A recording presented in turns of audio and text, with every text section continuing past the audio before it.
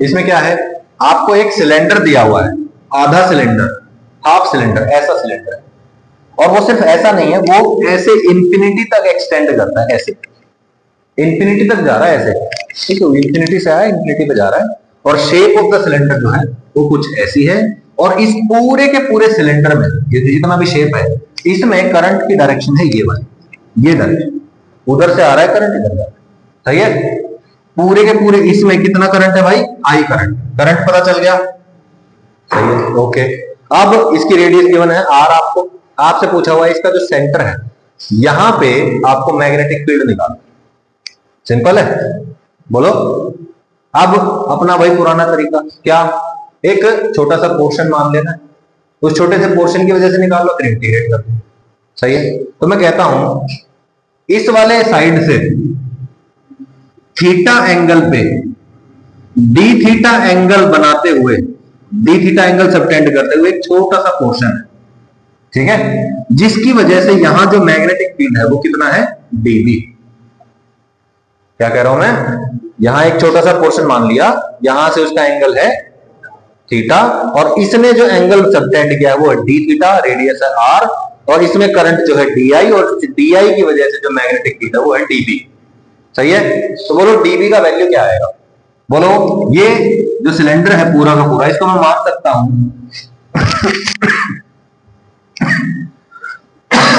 Very sorry, ये जो पूरा का पूरा सिलेंडर है, मैं कह सकता हूं कि ये पतले पतले वायर्स से मिलके बना हुआ है, सही है, सारे के सारे वायर्स हैं ये, बोलो ये भी एक इनफाइनाइट वायर है, इससे सटा के छोटा सा इनफाइनाइट वायर और रखा हुआ है, ऐसे करते करते ये सिलेंडर बना हुआ है, ठीक है, ओके।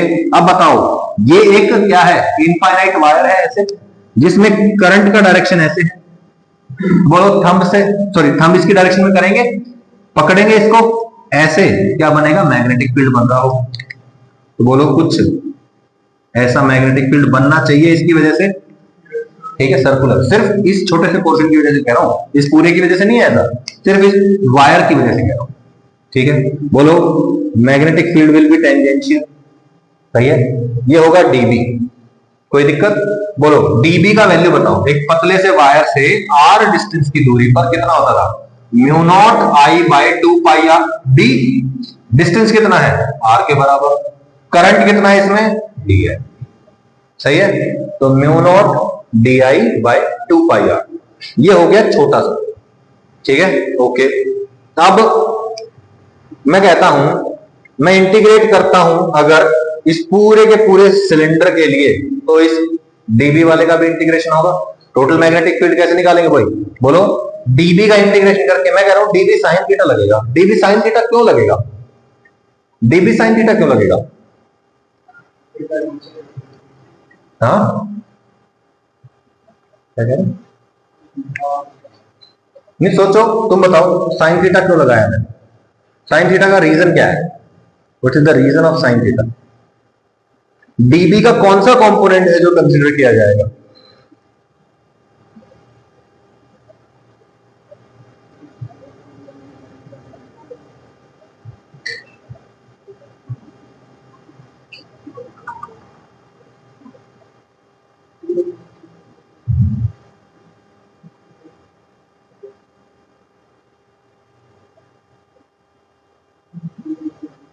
डिस्कस भी कर सकते हो, कोई दिक्कत नहीं है, कर सकते हो डिस्कस।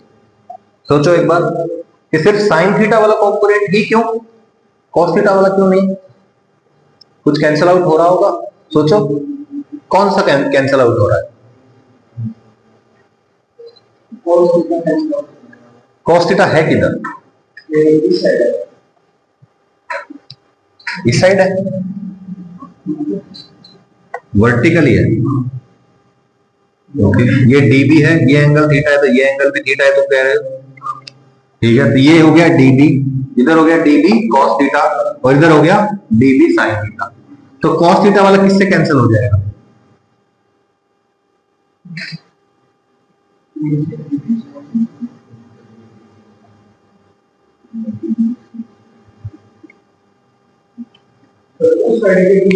यस, इधर जो एक थीटा एंगल बनाते हुए पोर्शन है, ऐसा ही एक पोर्शन इधर भी रहा होगा, है ना, बोलो इसकी वजह से ऐसा सर्कल बना था, इधर मैग्नेटिक फील्ड आया था, ऐसे ही एक इधर भी तो पोर्शन होगा, इसकी वजह से इधर मैग्नेटिक फील्ड बनेगा, है ना। इसका एक कंपोनेंट इधर आ रहा होगा, ऑब्वियसली इधर एंगल थीटा है तो इधर वाला एंगल थीटा हो जाएगा ना उस केस में। इधर बनेगा डीवी कॉस थीटा, तो ये डीवी कॉस थीटा और ये डीवी कॉस थीटा क्या हो जाएगा, कैंसिल।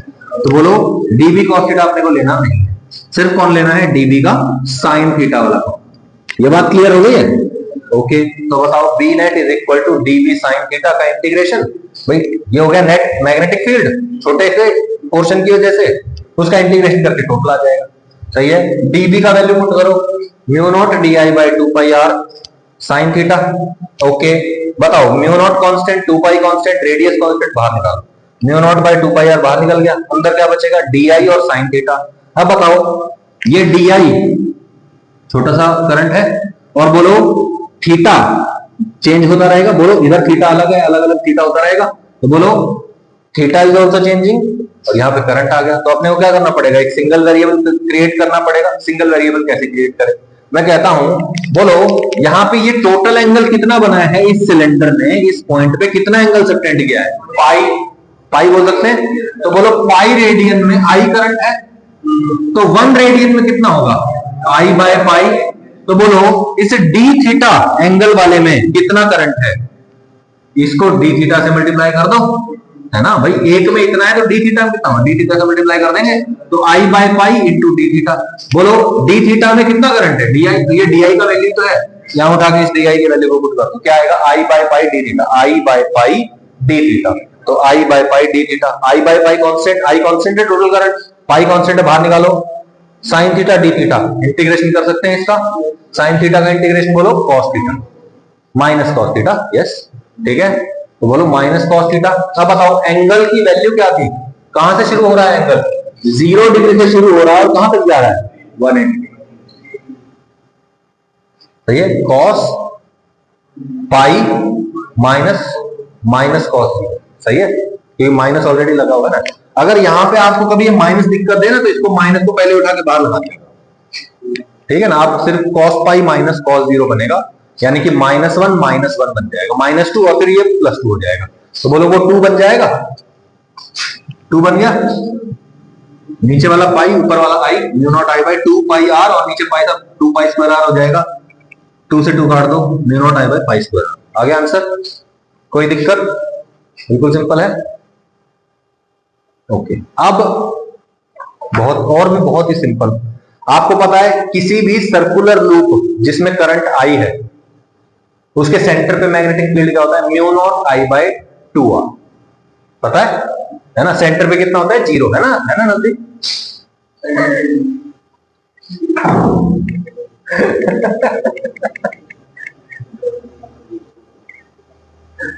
कौन सा फील्ड 0 होता है, अब बता। हाँ, इलेक्ट्रिक फील्ड बता रहा था ना, हाँ जो लगा ही था, ठीक है। तो बोलो भाई एक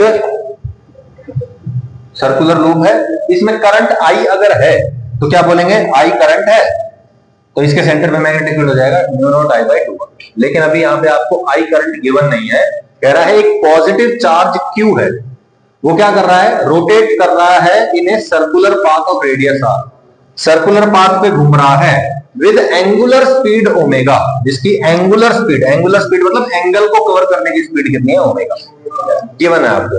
find magnetic field at the center of the circle. Sir charge घूमने से सेंटर पे मैग्नेटिक फील्ड का क्या मतलब, अरे भाई यहां पे चार्ज रोटेट कर रहा है, यस और नो, चार्ज का मूवमेंट हो रहा है, चार्ज का मूवमेंट करंट नहीं होता क्या भाई, कहीं से चार्ज फ्लो कर रहा है तभी तो बोलते हैं करंट फ्लो कर रहा है। तो हमको बस क्या निकालना है, हमको ये निकालना है कि यहाँ पे इस क्यू चार्ज के रोटेशन से कितना करंट, इक्विवेलेंट करंट जनरेट हो रहा है ना, कितना करंट मानेंगे उसको। तो बोलो करंट का वैल्यू क्या आता है, चार्ज बाय टाइम, सही है। आप क्या करेंगे, एक छोटा सा यहाँ पे पोर्शन मान लेंगे, ये क्रॉस सेक्शनल एरिया होगा, charge flowing through this cross section per unit time is called current. तो मैं कहता हूं, बोलो यहां से चार्ज कितना फ्लो कर रहा है, क्यू, और टाइम कितना, time period of the rotation, ठीक है। तो आप क्या करेंगे, I is equal to charge by time कर देंगे।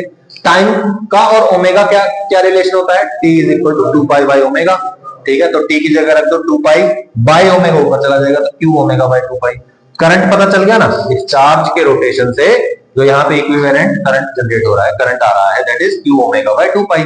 बताओ आई करंट होता है तो mu naught I by 2 R होता है, आई कितना है, क्यू ओमेगा बाय 2 पाई। रख दिया, आंसर आ गया, कोई दिक्कत, बिल्कुल सिंपल है ना। Same as previous, but charge is an electron. वहां पे चार्ज क्यू था, यहां पे चार्ज ई है, बस वहां के क्यू को यहां ई से रिप्लेस कर दो, क्यू की जगह ई आ गया, बाकी सही है भाई, है ना, आसान, ठीक है। Same as previous but charge Q is on a ring of radius R. खेल है, ठीक है, या अच्छे से एक सेकंड, ये देखो, same as previous question, but charge Q is on a ring of radius R. अभी क्या हो रहा है, ये एक रिंग है जिसके ऊपर टोटल चार्ज कितना है, क्यू, ठीक है, ये ओमेगा से रोटेट कर रही है। मैं कहता हूं यहां पे क्रॉस सेक्शनल एरिया मान लो, बोलो इस पूरी की पूरी रिंग पे चार्ज है क्यू। अब ये पूरी रिंग घूम रही है ऐसे, यानी कि इमेजिन करो यहां पे ऐसे एक क्रॉस सेक्शनल एरिया है और यहां पे एक रिंग है, अब वो पूरी रिंग घूम जाएगी, तो बोलो इस क्रॉस सेक्शनल एरिया से कितना चार्ज फ्लो कर गया, क्यू चार्ज, जितना चार्ज उस रिंग पे था वो सारा का सारा इससे फ्लो कर गया ना, ऐसे घूम के चलेगी ना ऐसे, तो बोलो टोटल चार्ज कितना चला गया उसमें, क्यू, और टाइम पीरियड ऑफ रोटेशन है टी, तो बोलो करंट कितना हो जाएगा, चार्ज बाय टी।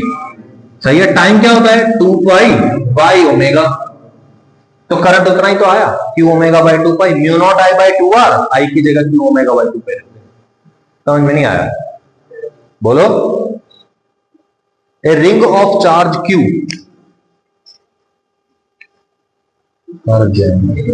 ठीक,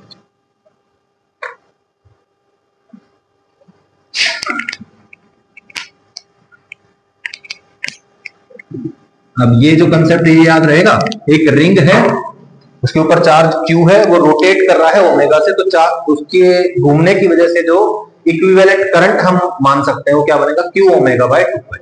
अब ये क्वेश्चन आपके लिए बहुत ही आसान है, क्या कह रहा है, ए ring of charge Q, ring है भैया, चार्ज है उस पे क्यू, रेडियस है उसकी R, is rotating with omega, find ratio of electric field and magnetic field at a distance X on the axial position. तो बोलो इलेक्ट्रिक फील्ड किसकी वजह से जनरेट हो रहा है, क्योंकि यहाँ पे चार्ज है तो इसके एक्सियल पोजीशन पे कुछ इलेक्ट्रिक फील्ड बनेगा, सही है, ओके। अच्छा, अगर ये घूम रहा है तो मैं कह सकता हूं कि इस रिंग की घूमने की वजह से कुछ करंट आ गया, इक्विवेलेंट करंट है यहाँ पे, और उस इक्विवेलेंट करंट की वजह से, बोलो रिंग हो गई जिसमें करंट फ्लो कर रहा है, उसकी वजह से एक एक्सियल पोजीशन पे मैग्नेटिक फील्ड बनेगा। बस करंट का वैल्यू क्या हो जाएगा, क्यू ओमेगा बाय 2 पाई, सही है ना। तो बोलो इलेक्ट्रिक फील्ड के Q X by cube root of R square plus X square, cube root नहीं, क्यूब है ये, R square plus X square की पावर 3/2 बनेगा, ठीक है, 3/2 लिखा हुआ है, ठीक है। और मैग्नेटिक फील्ड क्या था, mu naught I R square by 2, R square plus X square की पावर 3/2, कुछ कट कटा के आंसर आ जाएगा। बेसिकली आई की जगह क्या लिखेंगे आप, क्यू ओमेगा बाय 2, सही है ना, क्लियर है बात। तो जब क्वेश्चंस को घुमाना होगा तो आपसे सिंपल क्वेश्चन ही पूछेगा, कह देगा फलानी जगह पे ना एक चार्ज ऐसे घूम रहा है, तो उसकी वजह से इक्विवेलेंट करंट निकाल लो, जहां पे आई आता है वहां पे वो करंट लिखो। समझ में नहीं आया, सही है, ये देख लो, इलेक्ट्रिक फील्ड और मैग्नेटिक फील्ड का रेशियो क्या आया, x into C square by omega R square, याद रख लोगे ये। अब ये जो रिजल्ट है ये बहुत इंपॉर्टेंट है, क्योंकि ये आपसे किसी रैंडमली किसी भी क्वेश्चन में पूछ सकता है, ठीक है ना, जैसे जैसे ओमेगा चेंज होगा एक्स चेंज होगा, आंसर आ जाएगा, ठीक है ना।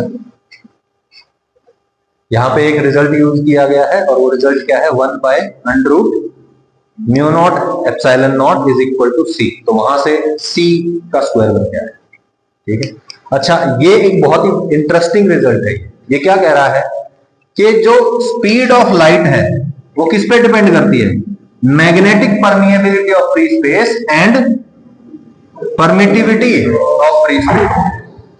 Light is an electromagnetic wave, सुना है आप लोगों ने, है ना। लाइट क्या है, एक इलेक्ट्रोमैग्नेटिक वेव है, इलेक्ट्रो मतलब उसके अंदर इलेक्ट्रिक फील्ड है, मैग्नेटिक वेव मतलब मैग्नेटिक फील्ड है, और उसका कैसा फॉर्मेशन होगा, वेव की जैसा फॉर्मेशन होगा, है ना।